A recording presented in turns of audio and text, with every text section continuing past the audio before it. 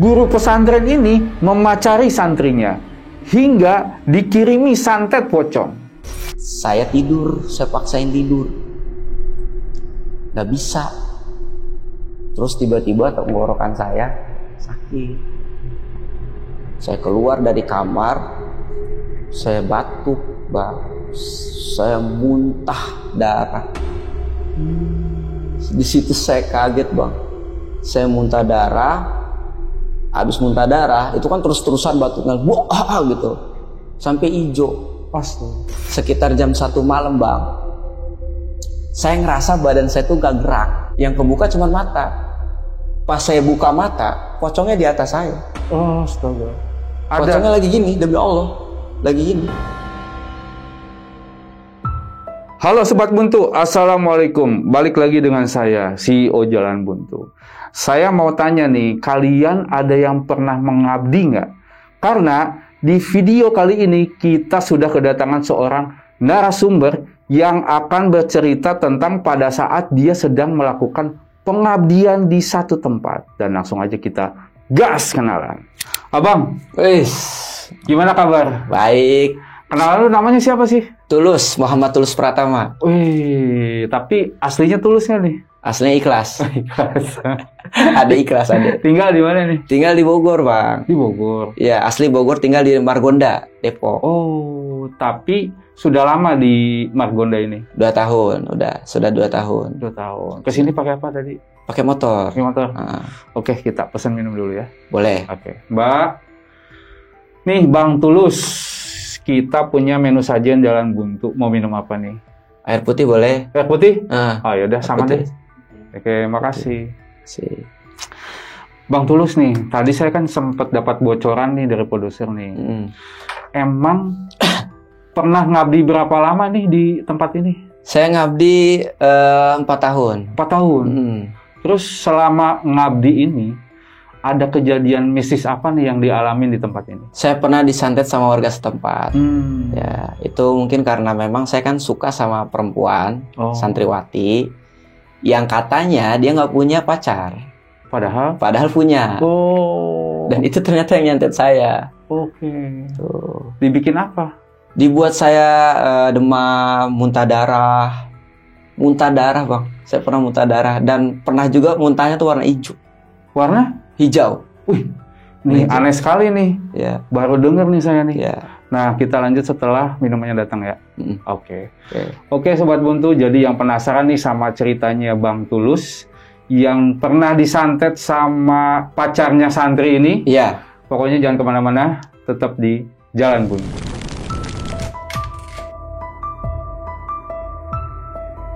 Selamat datang di channel Jalan Buntu yang akan menemani malam kalian.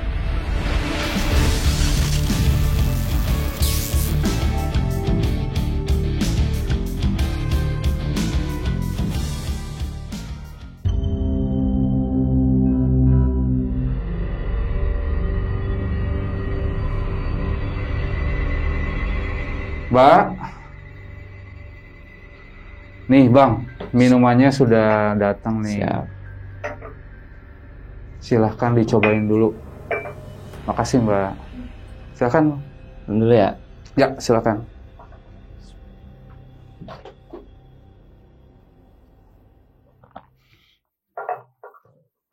Oke Bang Tulus, kita mulai ya. Jadi awal mula ceritanya itu di tahun berapa nih? Jadi saya lulus pesantren tuh tahun 2011-2012. Oke. Untuk kemudian saya ngabdi di tahun 2013, 2014. Ya selesailah sekitar 4 tahun lah di sana ngabdinya gitu. Untuk kemudian santri yang mondok itu nggak langsung bisa kuliah karena ijazahnya ditahan. Oh gitu. Buat apa ijazahnya ditahan? Itu buat ngabdi di beberapa pesantren. Oh. Gitu. Jadi pengennya harus ngamalin ilmu nih. Setelah 6 tahun belajar di pesantren. Nah, ngamalin ilmunya di pesantren juga. Yang mana pesantren itu pesantren alumni. Oke. Nah, dipilihnya random juga, Bang. Jadi, saya di mana, teman saya di mana gitu. Nah, saya itu dapatnya di Banten Rangkas Bitung. Oke. Dan sebelum ke sana gitu, sebelum ke sana tuh kita dibekalin kayak ilmu gitu, Bang. Kayak kata pakai ini kalau ada apa-apa gitu kan, nanti pakai ini gitu. Nah, kita tuh sebelum berangkat, malam tuh kita dikumpulin dulu sama Pak Kiai, sekitar habis sisa lah. Dikumpulin yang mau ngabdi di kelas, terus Pak Kiai ngasih kalau nggak salah waktu itu hizib nasor. Apa itu? Hizib nasor tuh kayak amalan supaya tuh kalau kita ada orang, kita bisa kuat ngadepin orang tersebut. Oh. Atau kita bisa lebih hebat dari orang tersebut. Nama amalan itu hizib nasor. Cuman saya nggak ngamalin. Saya nggak ngamalin. Ya udahlah, maksud saya ya udah ngabdi aja gitu kan. Karena menurut saya ya Allah udah jaga kita lah walaupun nggak ngamalin juga gitu kan. Nah, singkat cerita itu malam jam 9 saya tuh berangkat dari Jakarta. Waktu itu di Jakarta pelepasannya. Yang lain ada yang ke Riau gitu, yang lain ada yang ke Papua lah gitu. Saya ke Rangkas Bitung. Waktu itu saya naik motor. Saya mah dilepas aja gitu naik motor karena sendiri ngabdinya. Kalau berdua kan pakai mobil gitu. Iya. Nah, setahu saya nih, Rangkas itu kan perjalanan dari Jakarta ke Rangkas itu kan jauh banget nih. Sekitar 5 jam 6 jam lah. Dan kadang itu waktu itu saya pakai motor kan. Motor.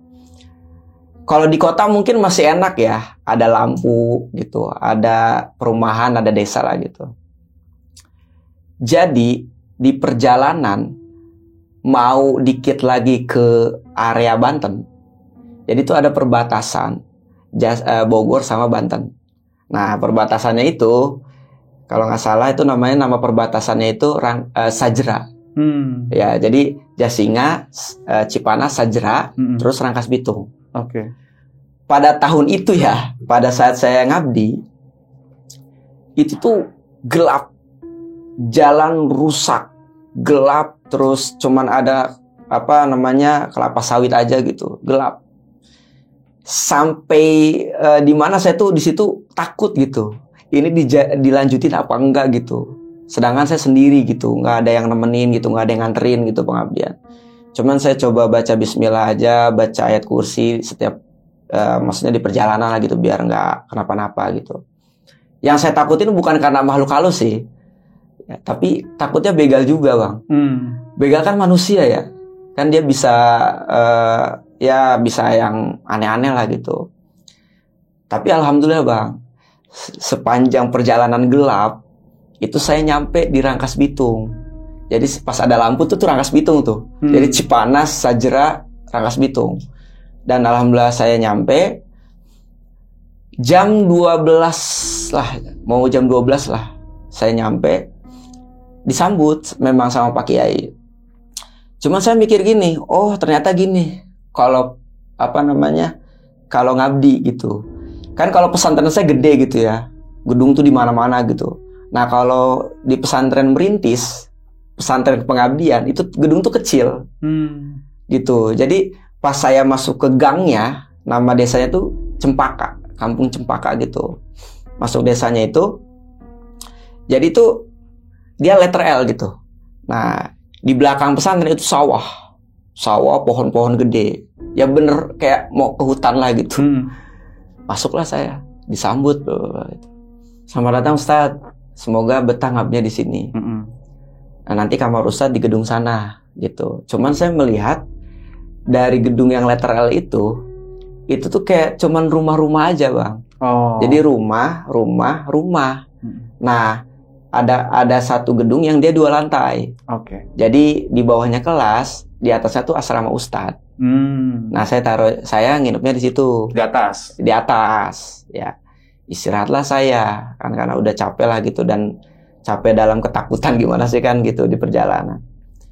Keesokan harinya saya udah mulai ngajar. Ngajar itu kita habis subuh. Yang kita ajarin adalah kitab.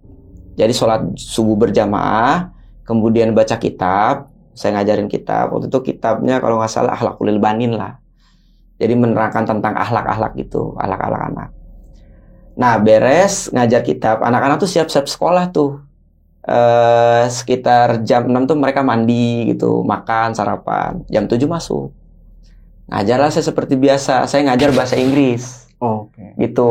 Walaupun ada mata pelajaran yang lain kayak hadis gitu, tafsir, saya juga ngajar. Cuman pada hari itu saya dikasih ngajar Inggris gitu, pelajaran bahasa Inggris. Ngajar tuh sampai zuhur. KBM tuh sampai zuhur.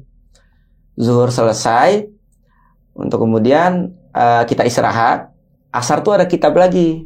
Gitu. Asar ada kitab lagi sampai maghrib jamaah. Jamaah, kitab sampai isya, dan kitabnya juga beda-beda, Bang. Oke. Kalau misalnya sore kan kitabnya kitab Fathul Mu'in. Nah, kalau maghribnya Fathul Qorib. Gitu. Jam 7 habis isya itu belajar malam. Gitu. Selesai belajar malam, itu tuh kita kan tidur nih anak-anak. Di hari pertama saya ngabdi, saya ngerasa nggak ada apa-apa nih gitu. Senang-senang aja gitu di Banten, alhamdulillah gitu. Keesokan harinya Pak Kiai jam abis subuh lah manggil saya. Untuk apa? Untuk nganterin anak-anak lomba. Jadi di antara semua ustadz yang ngabdi, ternyata yang bisa mobil nggak ada, cuman saya. Jadi saya bisa mobil tuh. Pada saat itu saya suruh nganterin anak-anak qosidah lomba di Bogor. Oke. Gitu. Pak Kiai bilang lombanya itu abis zuhur. Nanti Ustadz Tulus tolong kasih tahu ke anak-anak qosidah siap-siap di habis zuhur, nanti berangkat. Udah tuh saya panggilin anak-anak untuk siap-siap, nanti habis zuhur kita berangkat lomba qosidah. Berangkat habis zuhur tuh, berangkat. Ya namanya siang mah ya nggak apa-apa lah, mana-mana aja ya, walaupun perjalanan jauh sampai daerah Parung. Jadi lombanya di Parung, di Pondok Pesantren Parung gitu. Nah, balik itu kan, ini lomba nih sore nih. Kita berangkat habis zuhur, terus lombanya sore. Otomatis kita malam pulangnya. Malam nih. Malam sekitar habis maghrib kita pulang. Yang tadinya saya pengen anak-anak nginep dulu. Takut malam tuh ada apa-apa. Kan gitu. Saya telepon Pak Kiai. Pak Kiai gimana? Anak-anak pulang apa? Nginep di rumah saya. Langsung pulang aja, Ustadz. Langsung pulang. Udah tuh saya bilang ke anak-anak, ya udah siap-siap kita pulang. Yang saya bilang tadi di awal, Bang, gelap, perjalanan dari Bogor ke Rangkas itu jalan rusak. Tahu nih, pada saat itu tuh jalan masih rusak. Kalau sekarang kan udah bagus nih, Banten Rangkas Bitung, itu masih rusak. Jalan rusak, gelap, nggak ada lampu sama sekali. Orang tuh kalau di jalan harusnya ada lampu yang gini tuh, lampu apa ya? Lampu jalan. Lampu jalan gitu. Ini nggak ada, bener-bener hutan. Saya baca-baca ayat kursi, ya anak-anak juga baca-baca aja lah gitu. Kita tuh pulang abis maghrib, berarti karena saya jalannya lambat lah gitu, maksudnya nyantai aja lah kan, jalur pulang lah gitu. Sekitar jam 10:30 lah, saya nyampe di perbatasan itu yang saya bilang, perbatasan Bogor Banten, Cipanas, Sajra, Rangkas Bitung.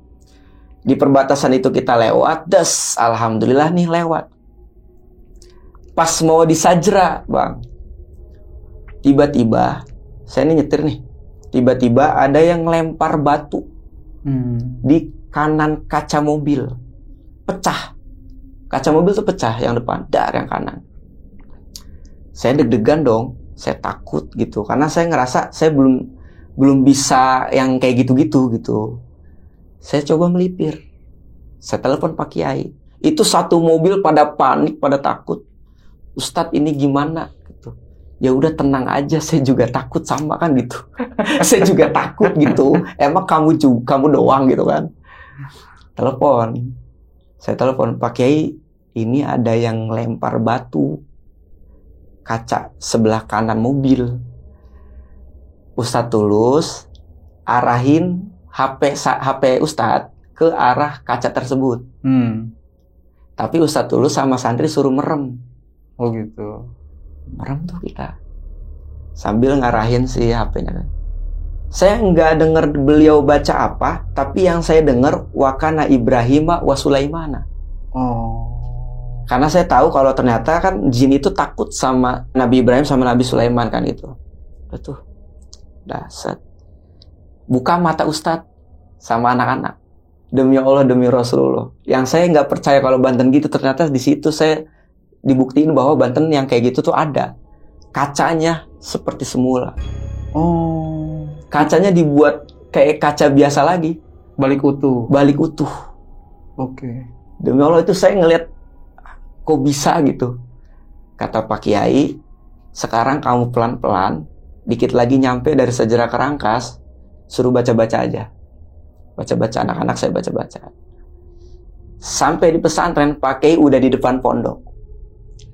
Beliau stay kenapa? Karena beliau takut ada apa-apa itu. Datanglah kita.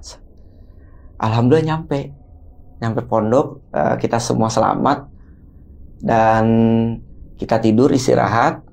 Ya, kan kalau untuk pengumuman lomba mah kan nggak tahu kapan gitu, minggu depan atau sebulan yang akan datang gitu. Yang penting kita mah selamat dulu lah gitu kan. Oke. Tidur tuh kita. Set.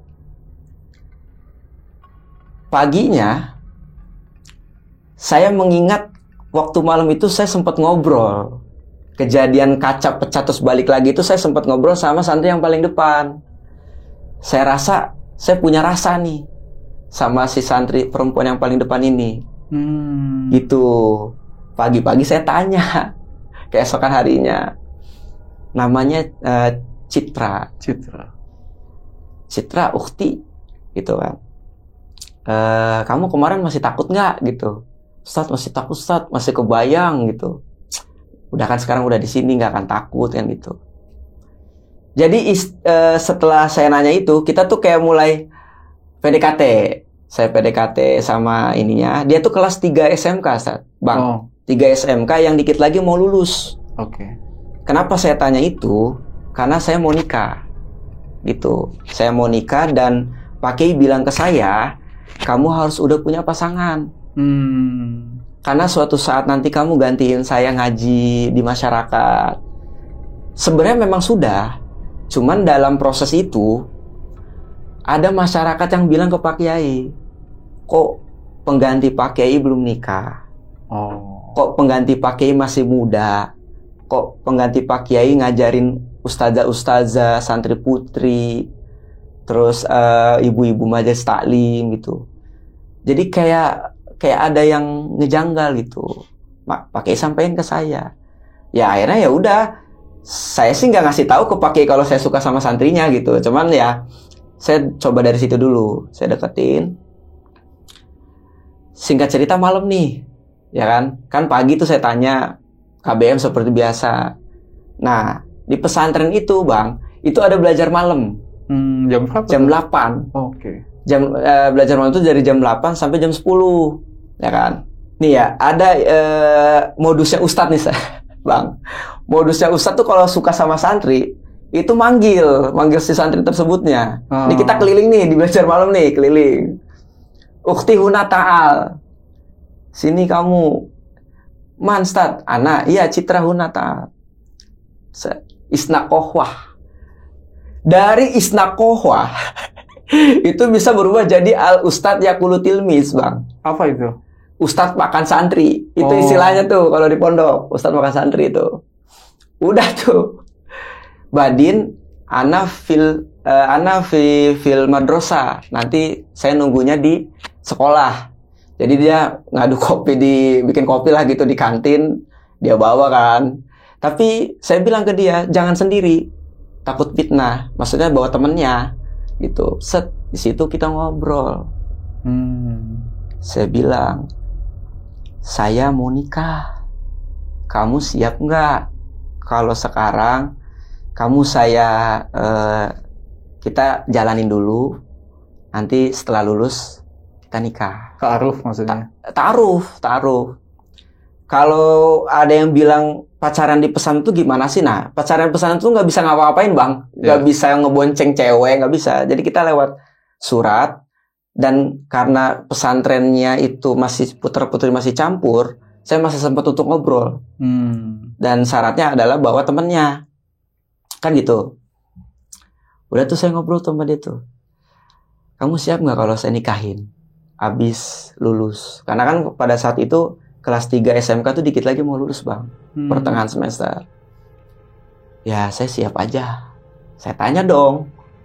Sekarang ini lagi punya pasangan apa enggak? Jawabnya apa? Enggak. Alhamdulillah berarti kita sama-sama nggak punya pasangan. Kita jalanin dulu ya. Oke tuh. Sambil nyeruput kopi dong. Bisa nih diterima kali itu. Kan gitu. Diterima. Dan bikin isnak kohwa itu berlanjut sampai sehari, 2 hari, 3 hari, 4 hari, Bang.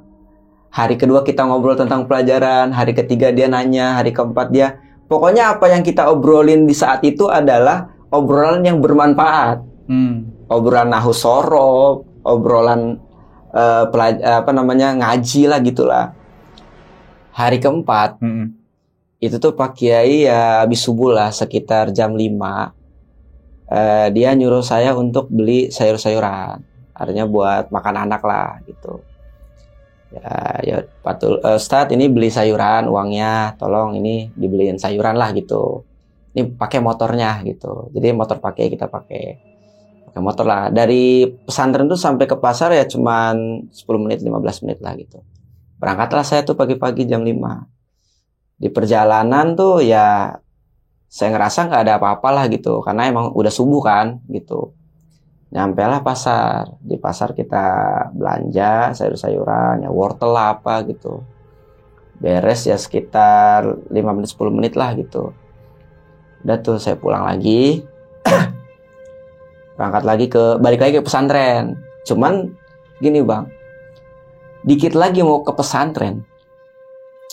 Di gangnya pesantren itu ada 2 orang yang dari jauh tuh saya liatin berdiri dan udah kayak mau nungguin orang gitu. Nggak tahu yang ditungguin siapa. Saya jalan pelan-pelan. Pas saya mau belok, ternyata 2 orang itu ngeberhentiin saya. Jadi masih muda sebenarnya, sama lah sepantaran sama saya lah gitu. Ditanya sama dia, oh ini ustadz yang di pesantren gitu, yang katanya lagi dekat sama santri putri gitu. Siapa nama santri putrinya?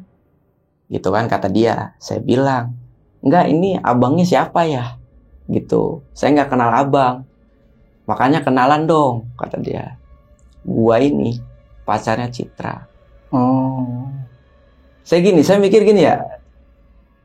Daripada saya kan orang ini ya Bang, maksudnya orang pendatang. Daripada saya ribut, saya mending oh abang nih emang siapanya Citra gitu. Saya pacarnya Bang. Abang jangan macem-macem di daerah kami gitu. Oh ya udah maaf. Kalau emang abang pacarnya Citra, saya nggak tahu karena Citra bilang ke saya dia nggak punya nggak punya cowok gitu.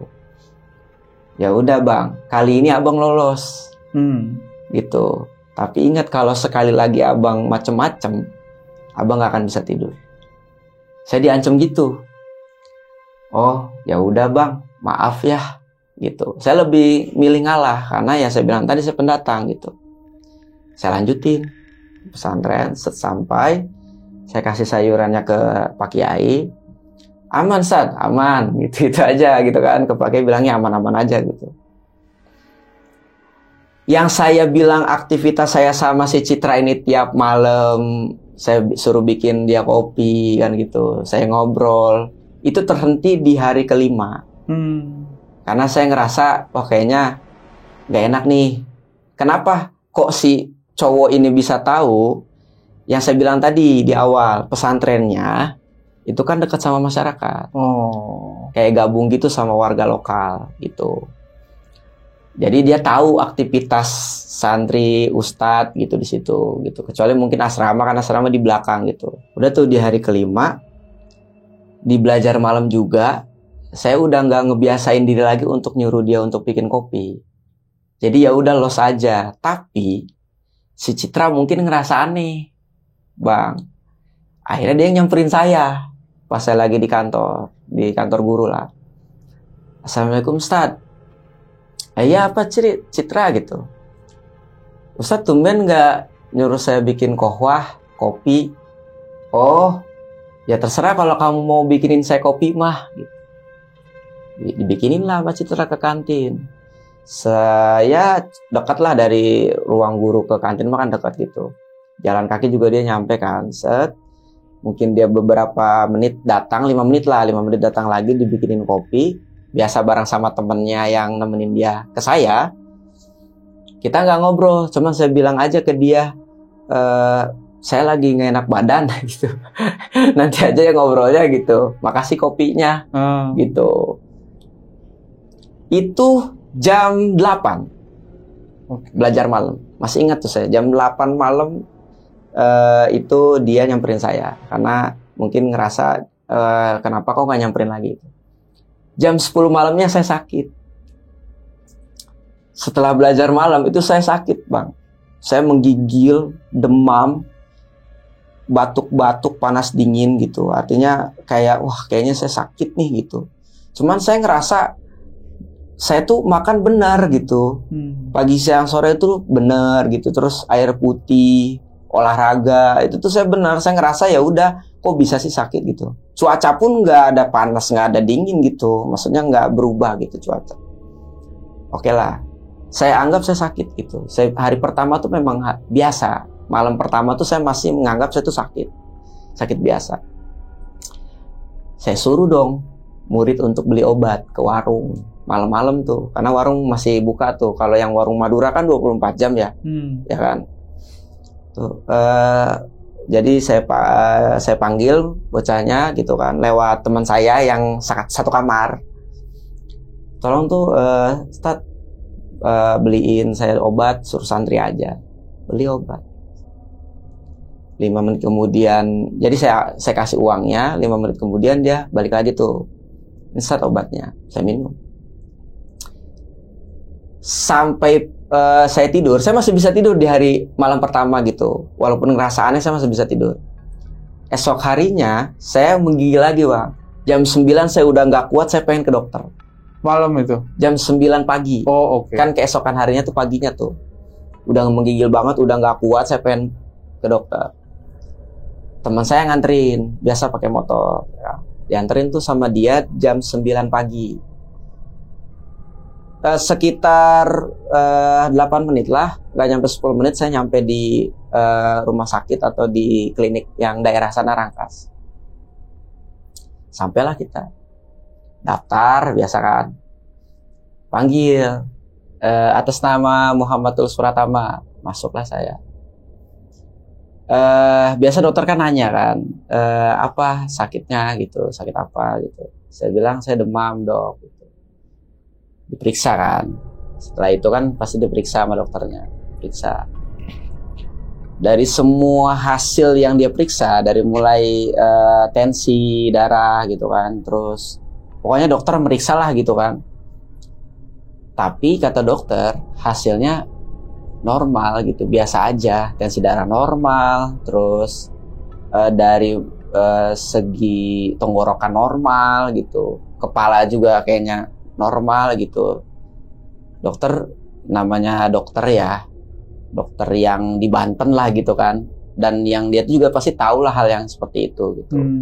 Dia bilang ini kayaknya bukan medis gitu, coba kamu minta abangnya dari mana ini gitu nanya.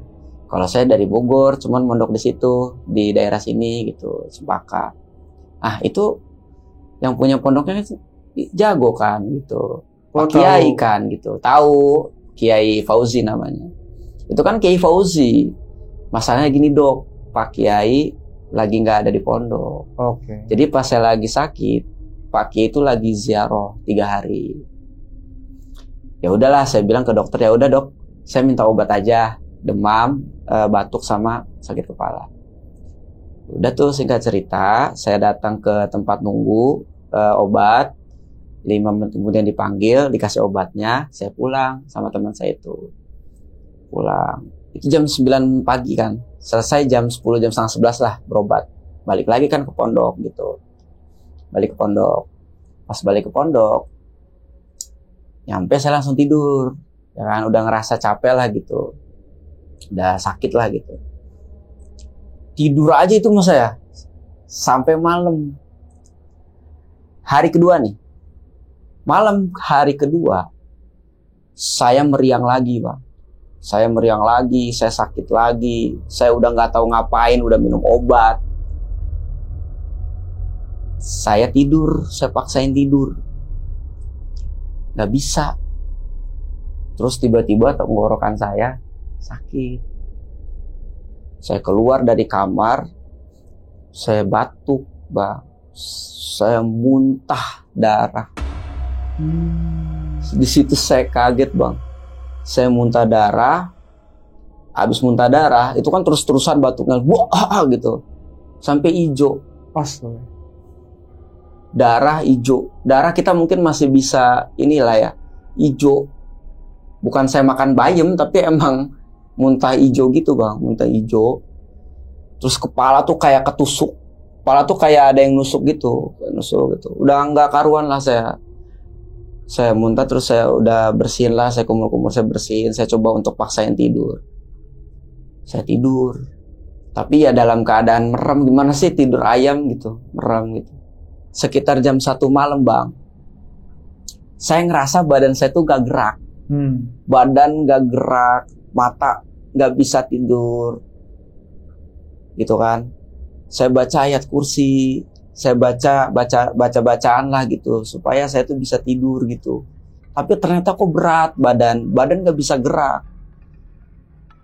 Saya ngebayangin kayak ada makhluk halus gitu. Tapi ternyata itu tuh mimpi pocong gitu. Ternyata saya kemimpian pocong. Mimpi. Saya badan berat kayak ketindihan. Udah baca ayat kursi sampai beberapa kali, saya bangun. Tapi tetap gak bisa gerak. Cuman mata yang kebuka. Ini tidur nih. Yang kebuka cuman mata. Pas saya buka mata, pocongnya di atas saya. Oh, astaga. Pocongnya lagi gini, demi Allah. Lagi gini. Saya lagi ketindihan nih. Dimimpiin pocong. Yang nggak bisa gerak, tapi yang mata kebuka gitu. Pocong lagi gini. Saya merem lagi. Saking takutnya, saya teriak. Teman saya yang satu kamar, itu kan lagi khofir. Khofir tuh lagi jaga malam. Jadi dia nggak di situ. Sendiri tuh saya. Saya teriak sekeras mungkin. Saya baca istighfar, astagfirullah. Pokoknya saya baca terus. Allahu Akbar, Allahu Akbar, Allah Maha Besar. Sampai hilang, bener-bener hilang itu pocong. Teman saya dengar mungkin. Teman saya lari mungkin ke atas. Pas saya ditepok, baru bisa gerak. Dalam keadaan merem saya gini ketakutan. Teman saya masuk ke dalam kamar, ditepok saya gitu. Saya bangun, pocongnya udah nggak ada. Saya bilang, itu ada pocong. Demi Allah, demi Rasul, itu ada pocong. Mana lu nggak ada? Kata teman saya. Pocongnya udah hilang. Jadi setelah teman saya datang terus saya diginiin, itu pocongnya hilang. Hilang. Sampai di situ saya bilang ke teman saya, lu jangan ninggalin gua. Gue takut sendiri gitu.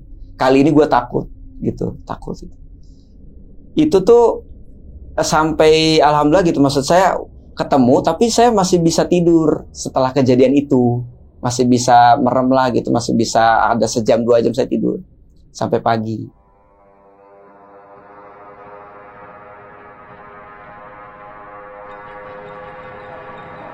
Pagi saya tidur, habis kejadian itu saya tidur. Dan teman saya juga udah, itu hari kedua. Besoklah masuk hari ketiga kan. Jadi dibuat pelan-pelan gitu, Bang. Di hari pertama saya pusing, demam. Di hari kedua saya ditindihin gitulah karena itu. Di hari ketiga saya tetap demam, saya tetap sakit, saya tetap muntah dengan seperti biasanya. Tibalah malam habis maghrib itu Pak Kiai datang. Ziarah tuh. Setelah ziarah tuh pakai habis ziarah lah datang gitu ke pondok sekitar habis maghrib. Cuman nggak langsung ke kamar kan, pasti beliau istirahat. Besoknya kan teman saya ngajar nih, saya enggak dong karena saya sakit kan. Di malam itu juga saya alhamdulillah masih bisa tidur gitu, di malam ketiga gitu. Keesokan harinya Pak Kiai itu datang ke kamar saya. Jadi teman saya itu ngasih tahu kalau kalau Ustadz Tulus tuh lagi sakit gitu kan, nggak ada di kegiatan. Saya dalam keadaan tidur tuh jam 9 pagi kali ya, jam 9 setengah 10 lah. Kan kedengeran bang. Pakai itu kalau jalan, kalau yang lain kan kalau di lantai sendalnya dibuka. Iya. Kalau pakai emang enggak. Oh. Jadi pakai sendalnya. Jadi kan kedengeran tuh bunyi sendalnya tuh kedengeran tak tak tak tak gitu. Pagi sih setengah 10-an lah pagi. Tak tak. Cuman saya dengar langkah kaki pakai itu berhenti di depan pintu. Oke. Ya, jadi kayak dia tuh udah ngerasa ada nih gitu. Jadi nggak langsung masuk beliau. Beliau tuh saya dengar dari ada bacaan apa gitu. Beliau nggak terlalu keras baca doanya gitu. Baru masuk. Jadi nggak langsung masuk beliau. Baru masuk, set. Udah mulai berat. Pas ngeliatin saya tuh kayak udah mulai, wah ini bukan medis gitu. Langsung saya ditanya, kamu punya salah apa sama santri? Saya bilang ke Pak Kiai, maaf Pak Kiai, saya nggak bisa ngomong sekarang. Kita ngomong aja susah gitu kan, sakit. Saya disuruh tiduran. Beliau nggak tahu saya baca apa. Beliau baca apa saya nggak tahu. Dia gini doang nih bang. Dari ujung kaki saya itu sama beliau diginiin. Gitu doang bang. Gitu doang. Saya suruh tidur. Sore saya sembuh. Oh. Digituin doang tuh. Saya nggak tahu beliau baca apa ya. Sembuh tuh jam 4 sore tuh saya sembuh. Udah bisa mandi, beraktivitas. Bener-bener total sembuh. Nggak kayak orang habis sakit terus pelan-pelan hilang kepalanya. Hilang kepalanya apa, sakit kepalanya kan gitu ya. Hilang kepalanya, puyang dong. Iya. Udah tuh kan, sembuh. Malamnya saya dipanggil sama Pak Kiai maghrib 6:30. Saya ditelepon. Sini Ustadz, saya mau ngobrol yang masalah tadi gitu kan. Oh siap Pak Kiai, datanglah saya ke rumah Pak Kiai.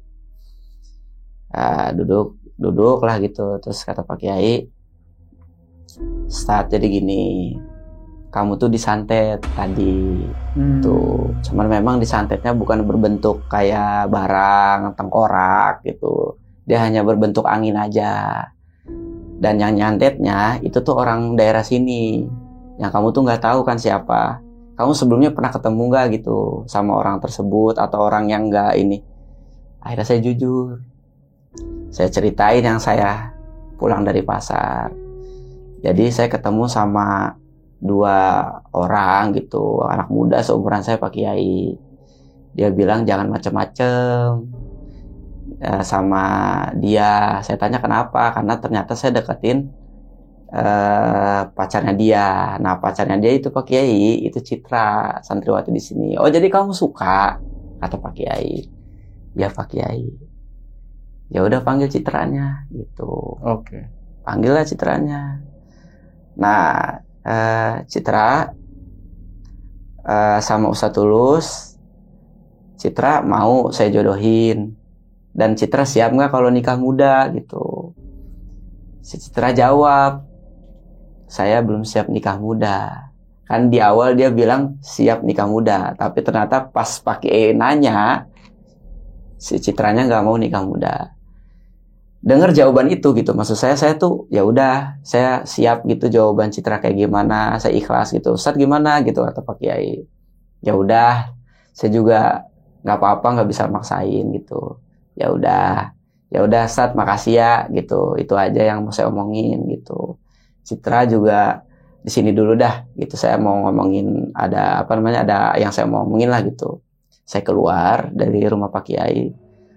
2 menit 3 menit baru Citra keluar gitu.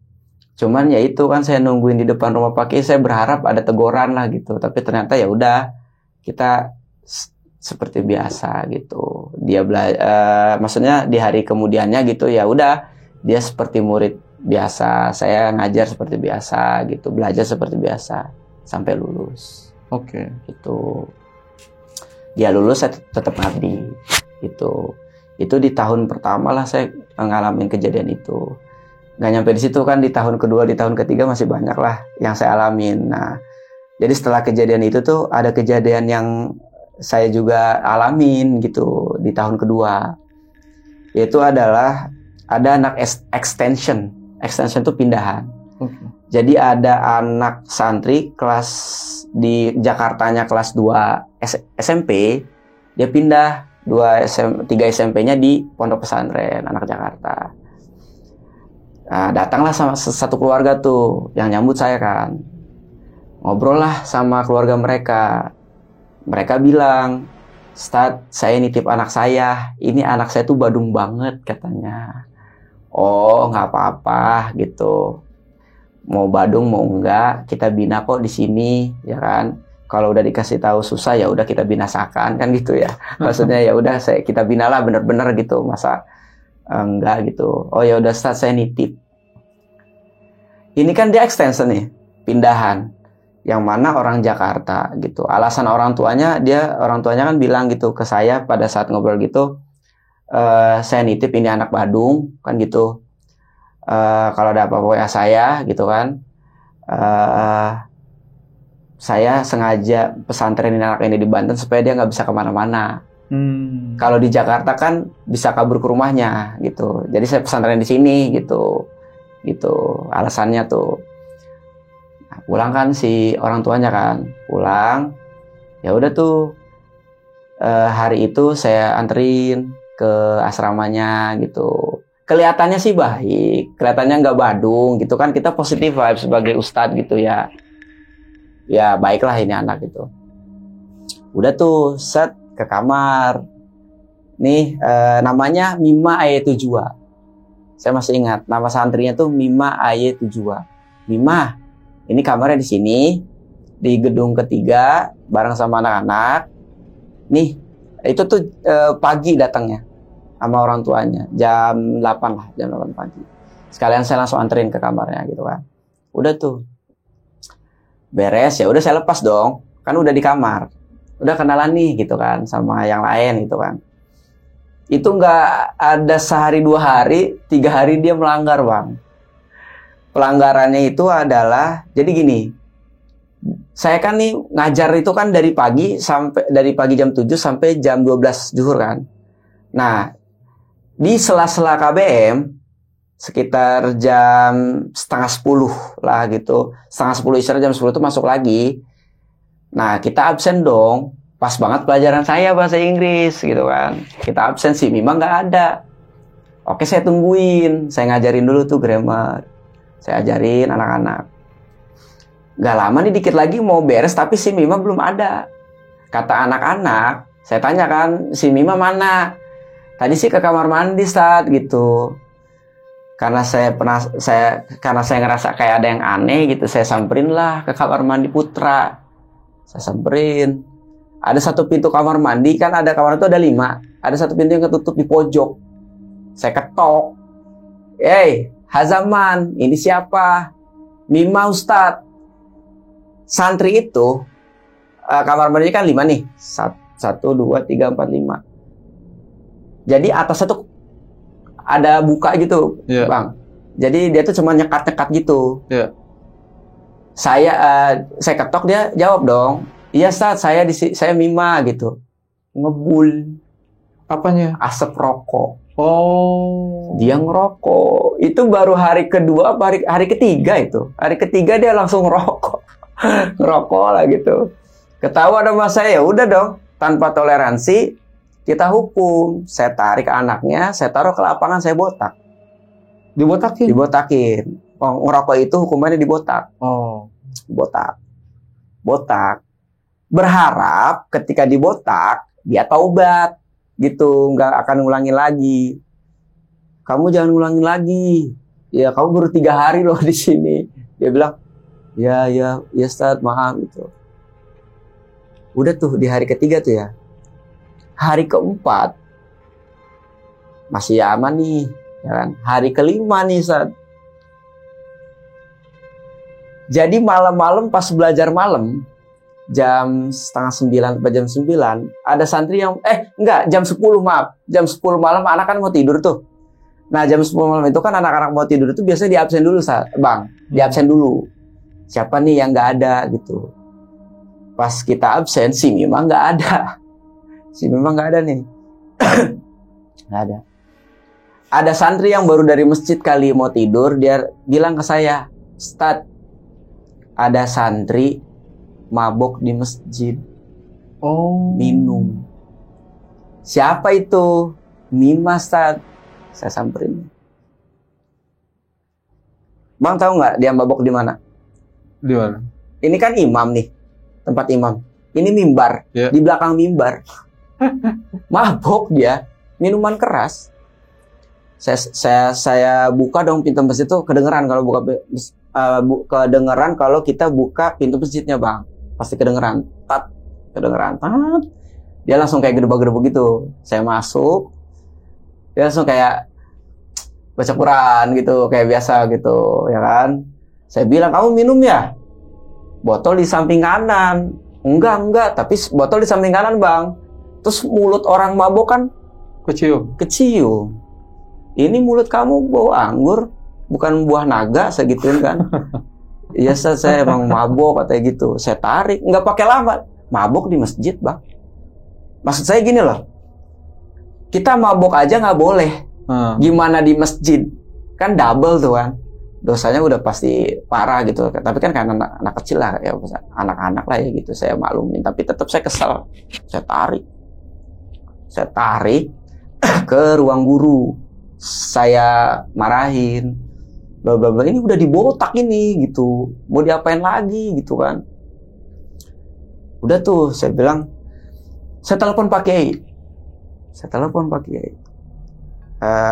Pak Kiai, ini ada anak mabok gitu.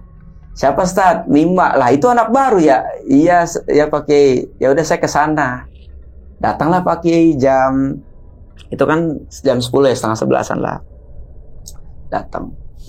Ekspektasi saya ketika Pak Kiai datang, Pak Kiai akan menghukum seberat-beratnya si anak ini kan, si Mima ini. Pak Kiai pas datang ke sono duduk, saya di sampingnya, anak di bawah nih lagi gini, lagi sok-sokan inilah, bersalah lah gitu. Pak Kiai cuma bilang gini, "Udah Mima tidur." Hah? Tidur? Saya giniin Pak Kiai, "Kok tidur sih?" "Udah jam 1 kita bangunin." "Kemana?" "Udah pokoknya lu bangun gitu. Ustaz terus bangun." "Oh oke," gitu. Suruh tidur dong. "Udah Mima tidur aja." Tidur.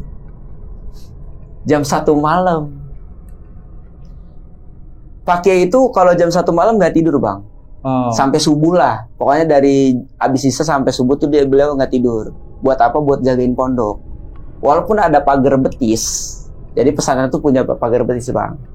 Nggak cuma pesantren, tapi bank, rumah sakit tuh ada pagar betisnya. Supaya apa? Supaya nggak ada makhluk halus atau jin-jin yang datang. Oke. Dibuatlah yang namanya pagar betis. Walaupun ada pagar betis, pakai tetap keliling, ngecek gitu. Jam 1 malam saya udah diteriakin sama Pak Kiai gitu dari bawah. Ya namanya kita pengennya tidur kan, Pak Kiai telepon, bunyilah HP saya angkat. "Ya Pak Kiai," gitu kan. "Turun Ustaz ke bawah," saya di bawah. "Kita bangunin tuh anak," gitu. Udah tuh saya ke bawah. Jam 1 malam lah lebih itu. Dibangunin sama kita tuh. Saya bangunin ke asrama tuh saya. "Bangun Mima, bangun." "Ya Ustaz, saya bangun," gitu. Dalam keadaan ngantuk lah bangun. Anterin Pak Kiai. Nyampe di depan Pak Kiai. "Mima ngadep sana," gitu. "Ya Pak Kiai." Ditepok. Pak. Pas ditepok, tak. Pak Kiai bilang, "Ikuti apa yang saya perintahkan." Kayak dihipnotis gitu anaknya. Jalan, ikut saya, ikut. Tahu nggak ternyata kemana? Jam 1 malam lebih itu, kita ke kuburan. Di belakang pondok itu ada kuburan. Gitu. Kita ke situ, Bang. Ya ginilah, jangankan di kuburan, kita jalan ke kuburannya aja kan banyak pohon gitu, banyak yang, aduh ada apa ya gitu, sugesti kita kan, kita mikir gitu kan. Ya kan ada apa nih, ada apa gitu. Ada jin apa. Jadi bukan setan, kita bahasanya jin. Jin itu kan berbentuk pocong, menyerupai apalah gitu. Nah kalau setan itu sifat. Nah kita nyebutnya jin. Kita kan sugestinya jin apa gitu. Saya ketakutan gitu kan. Terus kata Pak Kiai, ngapa lu? Lah, lu Ustadz ngapain takut? Ya enggak, Pak Kiai, maksud saya oke lah, ayo gitu. Sambil megang si siapa? Si Mima ini. Itu Mima dengan polosnya nggak ketawa, nggak dia ya kayak orang bengong tapi jalan. Kayak orang bengong jalan. Ustadz Tulus cari tali rafia. Dalam hati saya, kenapa enggak tadi? Ngapain saya nyari tali rafia di tengah kuburan gitu, maksud saya. Ya udah, saya takutnya kan tali pocong yang saya ambil kan. Ya udah, tali apa be, kita gini-gini be, yang penting tali dah gitu kan. Tapi ketemu tali rafia. Kayaknya bekas apa gitu ya, ketemu. Ikat tangannya Mima dalam keadaan dihipnotis itu sama pakai diikat di tengah-tengah kuburan. Ini ngapain pakai? Udah, lu tenang-tenang aja, lu liatin ekspresi dia nanti. Diikat.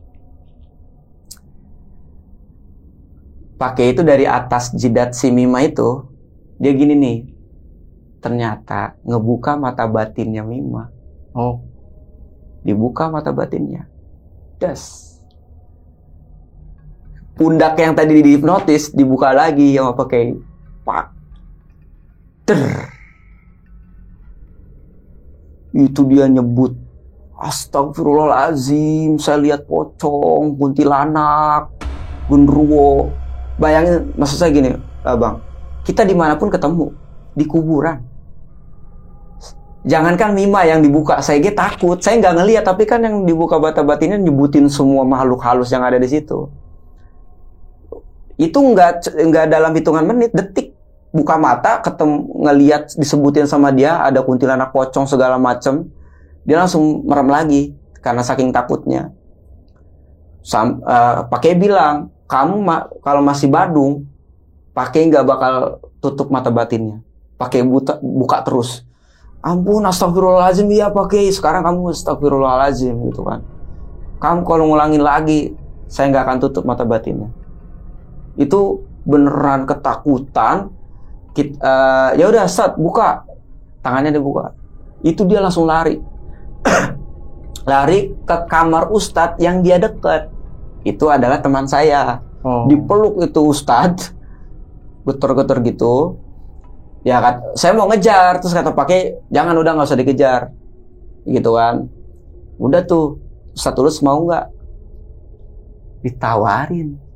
Saya kan saya takut ya, cuman saya penasaran, Bang, saya penasaran. Ya udah, pakai buka mata batin saya, tapi langsung tutup ya, gitu. Itu demi Allah, saya nggak ngada-ngada. Si Mima itu kan ditaruh di pohon. Nih Bang, ini pohon nih. Yeah. Ini kan dia nih. Dia kan ngadepnya sono. Oh. Ya dong. Yeah. Kita di sini ngadepnya pohonnya atau atasnya. Dibuka mata batin. Bismillah, Sat. Bismillah. Kuntilanak merah di atas. Di atas pohon itu ada kuntilanak merah. Sekarang gini, kuntilanak kan putih ya. Kan ada yang putih gitu. Saya nemuin kuntilanak merah. Saya langsung, astagfirullahaladzim. Pak Kiai, cepet, Bu, tutup mata batin saya. Saya nggak kuat gitu. Udah, nikmatin aja, kata Pak Kiai gitu. Enggak, saya tutup, saya bilang gitu. Tutup, Pak Kiai, astagfirullahaladzim, Allahu Akbar, geter tuh, badan saya geter. Ditutup. Ayo, saya merem, Ustaz. Saya merem dari kuburan ke pesantren buat nyamperin si Mima. Saya merem tuh, saya merem. Itu demi Allah. Orang nih ya, dibuka nih mata batinnya. Jangankan yang dibuka lah, yang kita lihat. Emang udah nggak ngelihat dong. Maksudnya udah lihat, itu sudah nggak ada nih. Kan masih kebayang. Iya, iya. Di perjalanan kuburan ke pondok tuh saya udah gitu, udah nggak ngeliat kanan kiri. Udah takut beneran dia ngikutin gitu apa. Cuman pakai bilang nggak ada yang ngikutin, tenang aja gitu. Udah tuh. Sampai nyampe di sini Mima nangis gitu kan. Pakai gimana? Udah biarin. Pakai mau istirahat dulu gitu. Itu tuh jam 2:30 apa gitu. Mau subuh lah gitu. Nangis itu anak. Teman saya tanya, itu gimana nih? Lu mau ngurusin apa gimana? Ya udah sama gua aja gitu. Udah saya istirahat dong.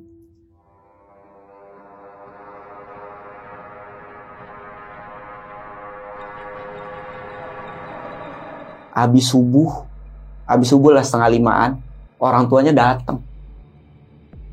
Orang tuanya datang langsung ngambil anaknya. Oh, si Mimanya juga udah nggak mau lagi pesantren, udah masih takut lah gitu. Udah tuh. Ya udah, Ustadz, maaf ya kalau anak saya badung apa segala macam. Yang penting anak saya udah mulai seenggaknya ada dasar ilmu agamanya apa. 6 hari. 6 hari 5 hari dia bertahannya. Terus pulang gitu. Pulang, pamit sama kita, Ustadz sama Pak Kiai ada di situ. Ya udah, Pak Kiai minta maaf, saya minta maaf. Pagi-pagi habis subuh 4:30 dia pulang. Udah tuh pulang. Itu di tahun kedua saya ngabdi. Nah, di tahun ketiga aman. Di tahun keempat dikit lagi saya mau beres ngabdi, Bang.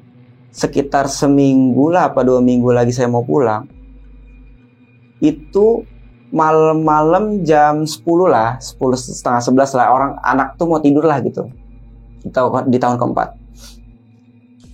Itu anak teriak kenceng, 10:30. Wah gitu. Saya kira yang teriak 1 orang. Saya samperin ke kamar dan itu asrama putri ya, asrama putri. Saya cuma nyamperinnya tuh kayak di gerbang gitu. Kenapa teriak gitu? 2 orang keluar. Satu kamar itu kan 40 orang. 35 orang. Yang 2 orang keluar. Dia bilang apa? 1 kamar kesurupan. Sontak saya juga ketakutan dong. Saya langsung lari ke kamar, ke rumah Pak Kiai. Saya ketok pintunya. Rumah Pak Kiai itu dekat. Jadi gedung-gedung itu ada rumah Pak Kiai di belakang. Saya lari, saya ketok pintu Pak Kiai. Saya bilang, Pak Kiai, mohon maaf, 1 kamar kesurupan. Pak Kiai itu nggak langsung ke asrama, tapi Pak Kiai langsung bilang ke saya, Ustadz Tulus sama 2 santri ini tolong tutup pintunya. Nanti setelin audio surat Al-Jin gitu. Sambil nungguin kita ke sana. Ustadz Tulus panggil semua ustadz, dikumpulin di depan rumah Pak Kiai. Kata Pak Kiai, karena yang kesurupan 35 orang. Jadi kalian harus semuanya bisa ngerukyah sama ngeluarin jin yang di dalam orang kesurupan. Jadi kita diajarin di situ, Bang. Jadi karena santri kita 35 orang, jadi kalian saya ajarin. Cara ngajarinnya adalah azan di telinga kanan, terus qomat di telinga kiri, surat Al-Jin ayat 16, 17, 18 itu 7 kali. Sambil gini, karena jin keluar dari sini sela-sela ini. Tangan sama kaki. Tuh. Dan syarat yang paling mutlak adalah ketika kalian begitu ngeluarin gitu yang diruqyah atau yang kesurupan, kamu harus percaya bahwa kamu lagi dalam keadaan yang bersih. Hatinya bersih, semuanya bersih. Lupain dosa-dosa yang sebelumnya. Kita siap tuh. Kalau nggak salah ada 4 ustadz gitu. 4 ustadz, 2 ustazah lah gitu yang ngurusin. Masuk kita ke asrama putri setelah itu. Udah kita nyebar. Pakai nyebar, saya juga nyebar. Saya ngeliat ada yang menarik nih, karena kayaknya ini yang paling kuat nih. Nantangin dong saya cari yang paling kuat nih. Walaupun semua emang agak gitu. Kebayang gak sih 35 orang kesurupan, terus yang nanginin cuman 5 ustadz gitu. 4 ustadz, 2 ustazah gitu. Kita tanganin satu-satu. Yang lain tuh cepet, Bang. Terus udah pingsan. Saya lama. Saya nggak ngerti itu. Saya udah percaya bahwa saya ini udah bersih gitu, udah bersih lah gitu, udah. Wah, saya kemarin ngutang gorengan, biarin lah gitu kan. Saya udah bersih aja gitu. Saya ini cewek yang fisiknya lemah itu langsung gigitin ini sendiri. Pegang-pegang gitu supaya dia nggak ngigitin leher gitu. Berhasil awalnya. gini-gini, saya giniin gitu kan. Pakai sarung tangan supaya bukan murim dan wudu biar nggak batal itu. Udah pingsan, hidup lagi, apa sih, kesurupan lagi. Jadi semuanya udah beres, dia terakhir tuh saya, Bang. Udah beres, dia pingsan, dia kesurupan lagi. Tapi kesurupannya bukan dalam keadaan gitu. Tapi kesurupannya bangun, dia melotot. Nih posisi si anak ini kan, nih anaknya nih. Ini kan saya, ini Pak Kiai ini. Udah berbaris lah, udah ngeliatin yang satu anak ini. Dia ngadep sini sambil nunjuk.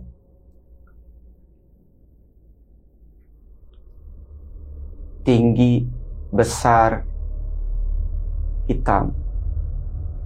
Pak Kiai bilang, semua nunduk. Ustadz Tulus nunduk kalau nggak berani. Pak Kiai yang ngeliat. Ternyata itu adalah sosok makhluk, yaitu genderuwo. Hitam, tinggi, gondrong. Gitu. Jadi sebenarnya jinnya itu cuman dua jinnya, tapi yang nyebar itu ya jin-jin yang kecil itu. Yang kuatnya yang si genderuwo yang belakang itu, sama yang jin satunya ini yang ituin yang nunjuk itu. Udah tuh makin geter, kita satu kamar, Pak Kiai akhirnya baca-baca gitu, baca-baca hal apa, saya nggak tahu ya, pakai kayaknya ada rahasia gitu. Jadi kan yang diajarin mah apa gitu yang ke kita, cuman pakai punya ilmu khusus gitu. Jadi bener-bener diginiin keras, terus dari belakang, nih Bang, dari sini, pakai dari belakang itu giniin punggungnya si perempuan itu, digituin, gitu. Set dia tidur, si itunya hilang, si genderuwonya tuh hilang, genderuwonya hilang Bang. Setelah genderuwonya hilang, baru di situ tolong matiin audio gitu. Ternyata ada pesan yang disampaikan. 10:30 itu nggak boleh berisik. Oke, ada pagar gaib, tapi kan ada penghuni yang di dalam. Jadi gini Bang, di pagar gaib itu buat makhluk halus yang dari luar ke dalam. Tapi kalau udah di pagar gaib, tetap ada makhluk halusnya di dalam. Yang tapi dan nggak bisa keluar. Dia itu ngerasa terganggu gitu. Kalau jam 10:30 atau jam 11 masih teriak bercanda di asrama itu, yang mana si penghuni yang di situ itu terganggu gitu. Nyampeinnya ke Pak Kiai sampaikan ke anak-anak, kalau malam jangan pada berisik, langsung tidur aja gitu. Udah tuh besoknya santri kita tuh disuruh pulang sama Pak Kiai 3 hari 4 hari. Artinya mungkin supaya ngituin dulu lah, clear gitu. Itu sampai rame loh. Satu pesantren kesurupan tuh sampai rame. Sampai diberitain di Rangkas Bitung. Oh, ada? Ada beritanya. Tahun 2013-2014 lah. Itu sampai diberitain. Gitu. Udah akhirnya kita pun sebagai ustadz gak bisa apa-apa lah gitu ya. Ya udah, kita juga anak santri pulang ya, kita mah tetap stay gitu. Minggu kemudian baru perpisahan guru yang abdi. Saya udah perpisahan. Ya dari situlah cerita pengabdian saya 4 tahun itu dan yang saya alami sebelumnya itu. Yang awalnya tuh saya notabene orang Bogor tuh nggak percaya gituan. Tapi karena saya ternyata ngerasain sendiri di santet, dibuka mata batinnya, ya udah akhirnya saya ternyata ada yang kayak gitu. Dan sampai sekarang Pak Kiai ngilangin, jadi Pak Kiai itu banyak ngajarin saya gitu. Yang dihilangin sama Pak Kiai itu cuma mata batin. Jadi yang diajarin sama Pak Kiai sama saya itu adalah mata batin, ngeruqyah orang kesurupan tuh, sama satu lagi tuh, cara nampar murid itu ada doanya.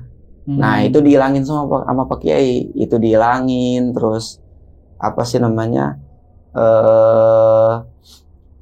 mata batin dihilangin. Yang tersisa ilmu Pak Kiai yang di Banten Ahmad Fauzi ini ke saya itu cuman ruqyah sama kesurupan. Oke, silakan diminum. Ya, Bang. Pengen nanya nih. Tadi kan ada kejadian yang ngelempar batu sampai kacanya pecah. itu dikasih tahu nggak sosoknya siapa tuh? Nggak ada. Nggak dikasih tahu. Nggak dikasih tahu. Pakainya nggak ngasih tahu. Yang penting tempelin HP-nya di kaca, biar kacanya biar semula lagi. Terus pakainya ngasih tahu untuk baca ayat kursi selama perjalanan. Itu doang kan. Jadi nggak dikasih tahu siapa yang lempar gitu. Dan nggak nanya juga ke pakai. Ya. Takut bang. Kan di perjalanan itu. Enggak, maksudnya setelahnya. Enggak. Nah, nyampe ya udah, nggak ada obrolan apa-apa. Nggak penasaran tuh siapa tuh yang lempar gitu? Enggak. Pak, kan saya tuh masih ini, namanya juga horor gitu, angker di situ gitu, pasti ada yang lempar gitu.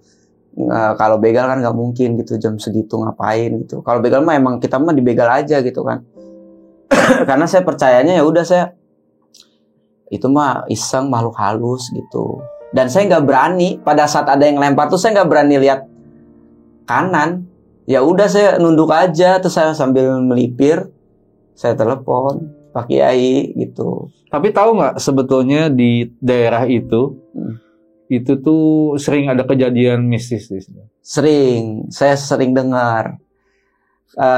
Di daerah Sajra itu tempatnya begal satu, kedua tempatnya pembunuhan dulu kan. Jadi tuh di situ tuh banyak preman-preman ngebunuh orang gitu. Siapa yang gak nurut dibunuh gitu di Sajra. Dia ada gitu. Makanya sangker itu Sajra. Jadi kan Cipanas Sajra tuh Rangkas. Ya, yang ini tuh Sajra ini. Sajra. Nah, itu yang sering didengar tuh sosok apa aja nih yang suka ada di situ? Nah, nih Bang. Macan hitam. Macan hitam. Kalau Abang ngeliat macan hitam di kegelapan di jalan yang kayak Sajra, Abang berhenti dulu. Jangan langsung serobot, biar dia lewat dulu. Katanya, mistisnya, konon katanya, mitosnya, itu tuh penghuni situ. Dedengkot di situ yang jagain daerah situ. Karena saya pernah ngeliat macan hitam. Jadi dia lewat. Ya udah biarin aja. Teman saya nih yang orang Banten ini, kan saya punya teman orang Banten sepengabdian, dia bilang biarin lewat dulu Lus, gitu. Soalnya kalau kita lewat, kita nggak akan selamat. Oh gitu. Gitu. Jadi biarin suruh lewat dulu. Tuh. Nah, mungkin nggak sih yang mecahin kaca tuh sosoknya macan hitam itu? Kan posisinya saya di mobil.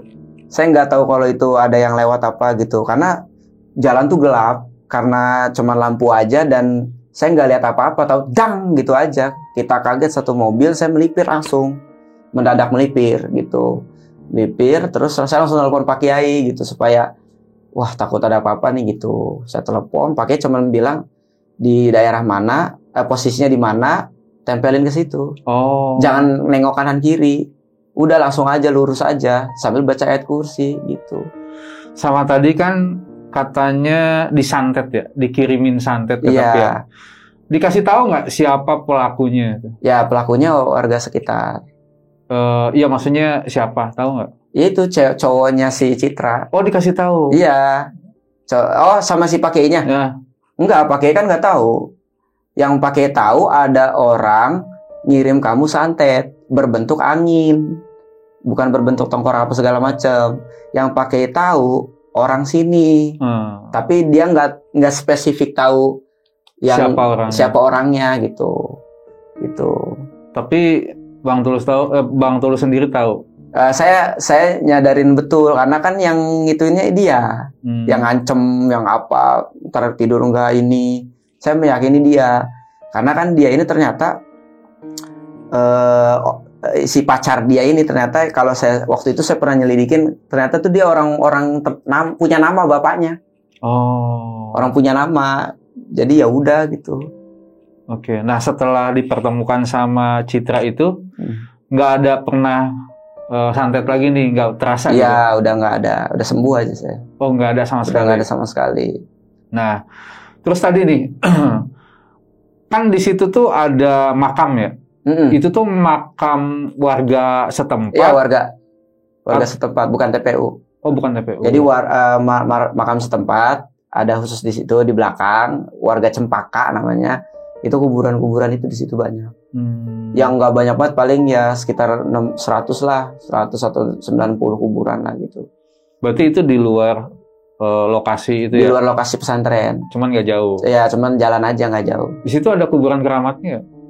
Kuburan keramat enggak, Pandeglang kuburan keramat Bang. Oh, nggak ada. Pandeglang ada. Kalau Rangkas nggak ada. Tadi kan dibilang nih Nampar murid. Emang boleh ya di pesantren tuh nampar? Boleh. Dan ada doanya. Oh gitu. Dan nggak boleh pakai ini, nggak boleh pakai nggak boleh pakai ini nih. Harus pakai jari. Oh. Kalau pakai ini bisa berdarah. Nah itu ada doanya Bang. Dan saya pernah nampar sekali. Pas saya tampar, ya nggak kenapa-napa, cuman anaknya nangis gitu apa segala macam. Tapi berefek kepada kedepannya tuh. Jadi yang saya tampar itu ternyata anak Badung. Sampai sekarang dia masih ingat sama saya. Pernah DM. Ustadz ingat nggak yang Ustadz tampar waktu di Banten? Sekarang saya jadi guru tahfiz di Tangerang Balaraja. Masih ingat saya? Dulu salahnya apa bisa sampai ditampar? Dia itu ini Bang, murid sombong. Murid dia pinter tapi so pinter. Jadi dia nggak nerima nilainya 9,8, pengennya 100. Saya masih ingat waktu itu pelajaran mutolaah apa mahfuzat itu. Dia bilang ini 100% benar semua. Dia nyamperin saya gitu, terus saya bilang, coba perhatiin harokatnya, harpun jernya apa segala macam gitu. Enggak, saya benar semua, dirobek depan saya. Cuman saya kan ustadz muda waktu itu kan, emang masih muda banget kan, jadi emosinya tuh nggak stabil. Cuman nggak saya langsung tampar di situ. Saya tungguin dia dulu ngerobek. Itu tuh kejadian pas ujian. Ujian tuh dia di jam pertama ngerobek itu saya. Jadi pelajaran itu sebelumnya. Malamnya kan saya kasih hasilnya gitu. Besokannya dia ngerobek gitu. Jam kedua saya masuk ke ruang ujian dia. Saya tabok di situ. Dengan cara saya tanya dulu ke Pak Kiai, boleh nggak sih nabok anak gitu? Diajarin di situ. Naboknya pakai ini saat gitu. Jangan pakai ini. Nah doanya, lupa saya. Itu pernah dikasih tahu. Doanya lupa tuh Bang saya. Berarti kan tadi kalau ngerokok dibotak, ya. Kalau sombong ditampar. Terus kalau akhlak itu, masuknya akhlak dong. Terus kalau misalkan mabok dibuka mata batin. Nah, pernah nggak ada yang nakalnya itu pacaran di pesantren? Ada. Itu hukumannya apa? Dikubur hidup-hidup. Serius? Iya. Siapa tuh? Itu si Mima. Gimana ceritanya? Si Mima, si Fatul Hikmat kalau nggak salah namanya, Fatul Hikmat. Bertiga dia pacaran, ngirim surat doang, itu tetap termasuk pacaran gitu. Dan kan saya bilang tadi pesantrennya masih nyatu putra putri, sapa-sapaan pas jalan gitu, kedengeran sama teman-teman, sampai ke telinga Ustadz. Maghrib Pak Kiai manggil semua santri supaya untuk kumpul di aula. Dipanggil lah Ustadz, ngapain coba? Suruh nyangkul. Suruh nyangkul, kita nyangkul. Dikubur hidup-hidup anak. Seleher doang. Si Mima itu. Si Mima, si Fatul Hikmat yang bertiga nih. Setelah dikubur, kita tahlilan bareng-bareng. Kayak ngedoain orang meninggal. Berapa lama? Ya kan tahlilan cuma sejam. Gitu. Setengah jam gitu. Nah, itu kan pacaran nih, anak santri. Kok Bang Dolus nggak dikubur hidup-hidup kan? Enggak. Pacaran sama. Iya, makanya Pak Kiai langsung kacau gitu, langsung kecewa. Cuman kan beliau ini alumni Daur Rahman Bang, sama saya tuh satu alma mater. Jadi tahulah kalau human insight gimana perlakuan orang dalam ke kita gitu. Jadi saya tuh anak emasnya Pak Kiai. Walaupun banyak anak-anak yang ngabdi di situ alumninya, dia akan mengemaskan alumni Daur Rahman, satu alma mater. Harusnya dikubur hidup-hidup tuh. Enggak sih. Terus nih, pengen tanya. Itu kan tadi cerita ada 2 sosok jin di dalam pesantren itu. Itu tahu nggak asal-usulnya tuh dari mana itu jin? Kalau yang jin yang pertama tuh yang mana ya? Jin yang kesurupan massal. Iya. Kalau kesurupan massal dari pondok, di pondok tuh kan ada pohon gede-gede gitu-gitu. Terus ada di belakangnya sawah gitu. Kita nggak tahu ini dari mana, cuman nampaknya dari pohon di situ. Pohonnya nggak gede-gede amat, Bang. Jadi kamar pohonnya tuh kayak pohon beringin kecil gitu. Di situ dia munculnya gitu. Jadi memang sudah ada di situ. Memang sudah ada di situ penunggu. Nah, pakai itu bilang walaupun diituin pagar gaib, tetap ada penghuninya. Cuman penghuninya udah dikasih tahu sebelum awal mula pondok ini berdiri. Gitu. Jadi setiap kiai itu selalu keliling dulu ke ke tanah yang memang mau dibangun pesantren gitu. Dan itu tuh sebenarnya nurut, cuman ngerasa keganggu gitu jinnya, penghuninya. Mulai dah marahnya mengakibatkan anak santri itu kesurupan satu kamar, satu asrama. Tapi itu kesurupan baru pertama kali. Baru pertama kali kesurupan massal. Selebihnya kan cuma 1, 2 gitu kan karena sakit, lemas, kesurupan. Nah kalau itu mah emang satu kamar dibuat kesurupan. Kenapa bisa satu kamar kesurupan? Satu orang kesurupan nih Bang. Perempuan tuh panikan orangnya. Perempuan tuh panik. Satu panik, kedua mereka kadang makan jarang kan. Tubuh yang paling gampang dimasukin jin itu tubuh yang fisiknya lemah. Nyebar 35 orang nyebar dia. Satu orang kesurupan tuh bisa nyebar ke semua. Oke Sobat Buntu, mungkin sebagian dari kalian masih tidak ada yang percaya dengan hal-hal yang namanya santet, kesurupan, dan hal goib lainnya. Tapi itu masing-masing berpandangan. Dan kita sewajarnya sudah sebaiknya meningkatkan ibadah kita agar terhindar dari hal-hal yang tidak diinginkan. Ya. Bang Tulus, siap. Makasih banget nih udah cerita tentang pengalamannya.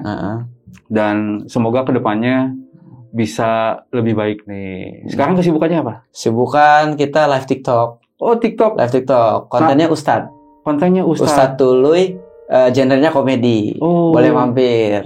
Setiap hari tuh? Setiap hari habis maghrib. Jadi sekarang udah nggak ngabdi lagi? Awal Juni ngajar lagi. Oh ngajar? Karena harus punya gaji pokok ya. Itu kan gaji sampingan harusnya, karena jadi gaji pokok ya. Di tempat yang sama nih? Enggak, saya alhamdulillah awal Juni saya diterima di Pondok Pesantren Al-Habibiyah Sawangan Depok. Oh, sukses. Amin. Buat ngajarnya. Ya. Oke, dan salam buat keluarga. Ya, makasih Bang. Ya, oke buat Sobat Buntu. Jadi itulah pengalaman mistis yang diceritakan oleh Bang Tulus. Dan buat kalian nih, jangan lupa tetap tonton terus video-videonya Jalan Buntu.